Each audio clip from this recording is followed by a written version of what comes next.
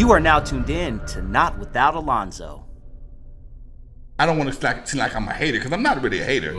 I'm just a purveyor of information, okay? And I've always, people say, why you talk so much? Because if I don't tell my story, nobody else fucking will, okay?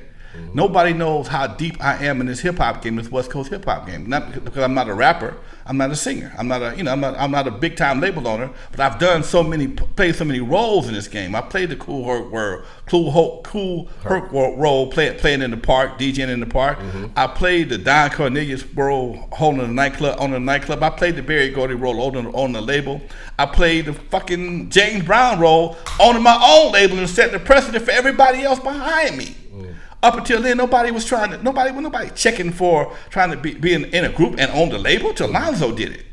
There wasn't no Easy. I set the precedent for Easy, for Puffy, for Jay-Z, for all these cats. Damn. Master P, everybody. Yeah. Nobody was doing it till Alonzo started doing it. Yeah. Okay? So these are the kind of tidbits that I hold, that I have to share with people through this podcast and other information. Not that I'm trying to pump myself up, but yes, I am pumping myself. I'm a bad mother.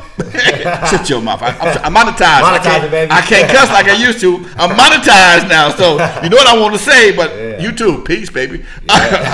No, that's big. Like you did what the Master P's, the Jay-Z's. I was busy, man. I was busy doing everything. Not only was I doing it for my group, I was doing it for everybody else that came around through Compton.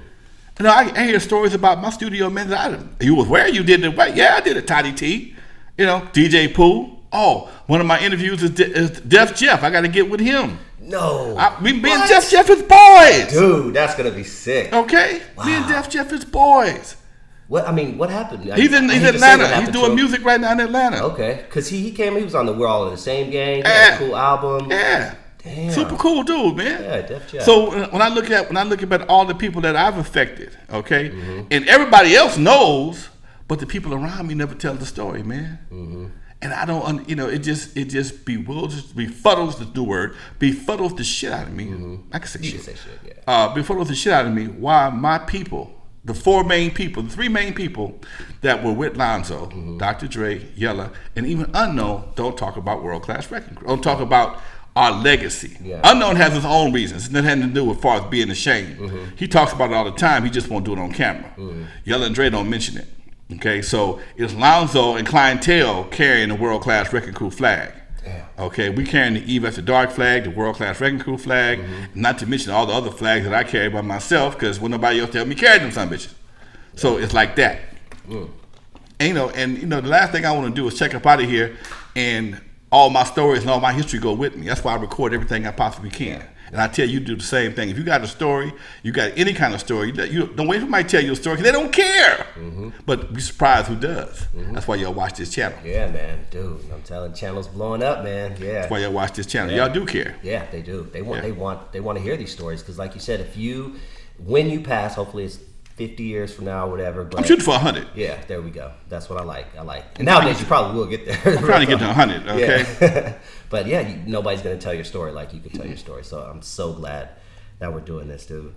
You have a relationship with Afroman. Oh, yeah. You've had a relationship with him for a minute. Yeah, man. Afroman, I got high. I got high. I met Afroman. I was doing a showcase over at on Western off of Imperial Avenue in L.A., and Afroman came through with his Afro wig. What year are we talking? Man, about 87, 88. So way before I got high. 87, 88. Yeah.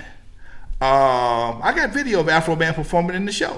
I mean, he was skinny dude. He was skinny. Had came in with a guitar, and I liked Afroman because he had an instrument. Okay.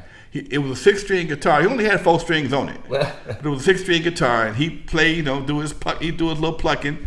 And he was always about business. Okay. He was talking about his song was about being an entrepreneur, being self-employed, getting your money, blah blah blah.